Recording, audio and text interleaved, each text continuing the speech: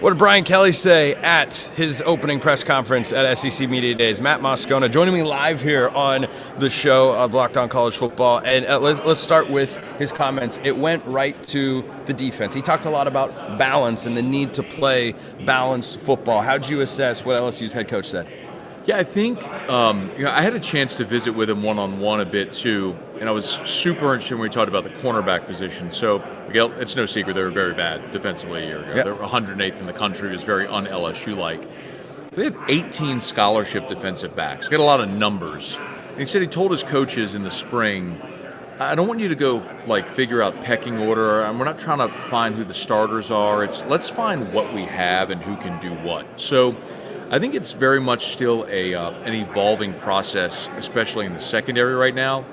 But there's no doubt that whatever LSU is going to be this year, it's going to be based on how much the defense can improve from what was last year, quite literally, Spencer, the worst defense statistically in LSU history. I don't think I can remember one that is even close. And there's been a shift in the SEC towards more offensive-leaning mindsets and bringing in a lot of high-end offensive players and not having games that are a final score of 15-12 or the famous LSU win over Bama long ago 9-6 in overtime. Yeah, that's just not happening anymore. Offense is only Iowa. Good. Iowa only Iowa Iowa could do that. Yeah, we're just talking about the SEC and the players that are there. But I think for LSU, they bring in Blake Baker from Missouri, and they had an outstanding season. Missouri went 11-2, went to the Cotton Bowl, beat Ohio State, and you bring over a high-profile defensive coordinator.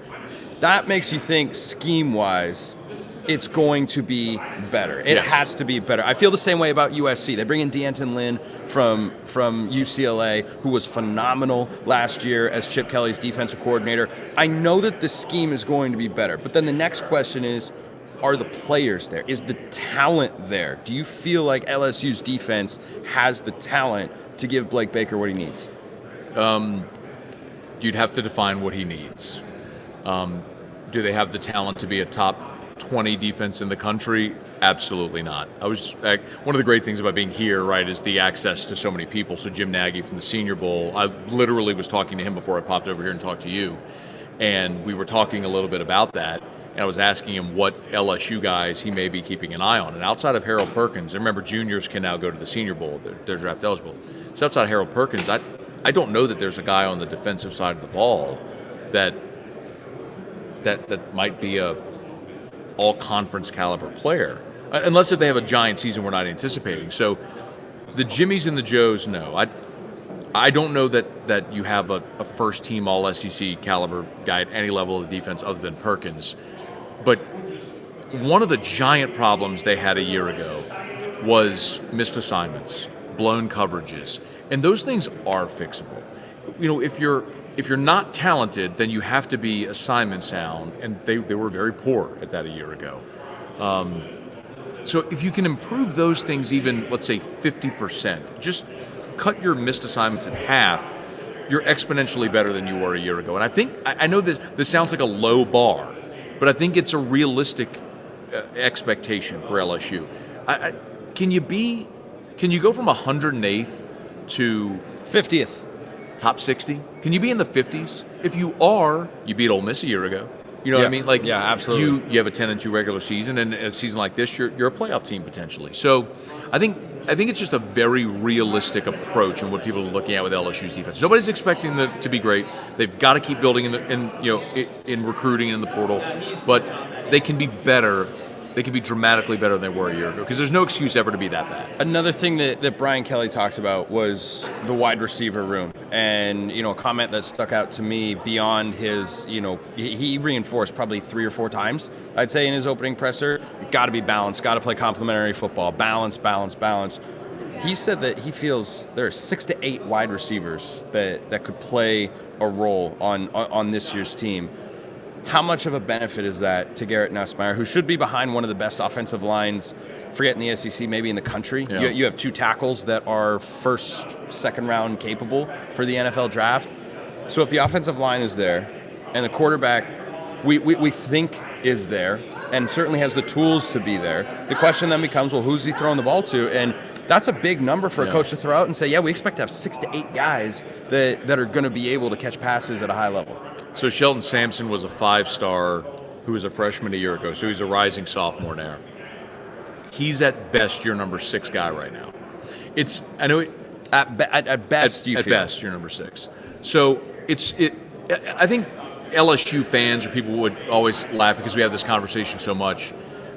You lose guys, and well, how are you going to replace so and so? Then you just fill the gaps. I mean, it was the same with Odell and Jarvis, and with Justin Jefferson and Jamar Chase. Well, there's Terrace Marshall, and there's Malik Neighbors, and there's Keyshawn Boutte, and there's Brian Thomas. It's like Louisiana produces tall, athletic, fast dudes that run and jump and have good hands. That's why LSU always has good corners, good receivers, good running backs. Like, the state produces a lot of skill guys.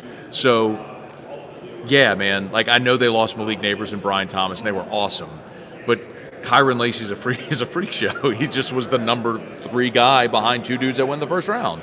So LSU's got plenty of receivers. I'm not worried about that. When you look at the other aspect of the offense, the ground game, do you expect there to be any change, rise, drop off from a year ago? John Emery Jr., of course, was going to transfer to UCLA, and Brian Kelly and company convinced him to stick around. Is that more a nice depth piece? Do you expect him to make a big impact? A guy who's battled injuries throughout his career. What do you expect from the LSU ground game?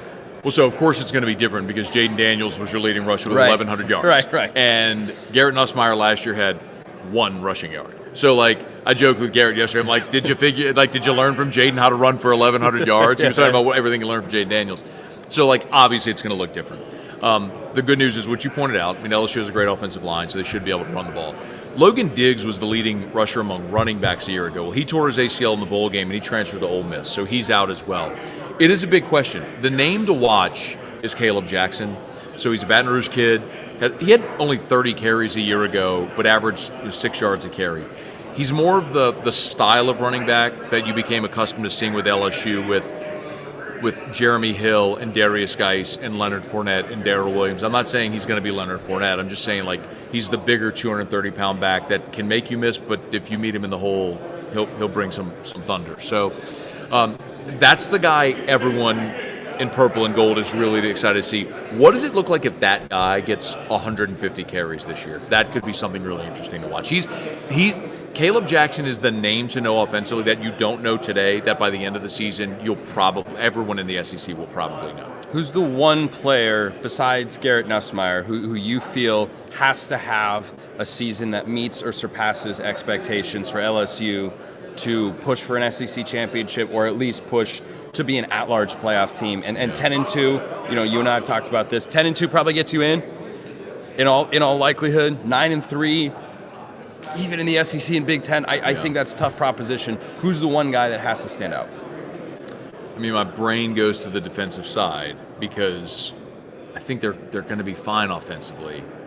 They're not going to lead the country in total offense and scoring like they did last year. But if you don't score 48 a game, what if you score 41 a game? You're still going to have an opportunity to beat everybody you play.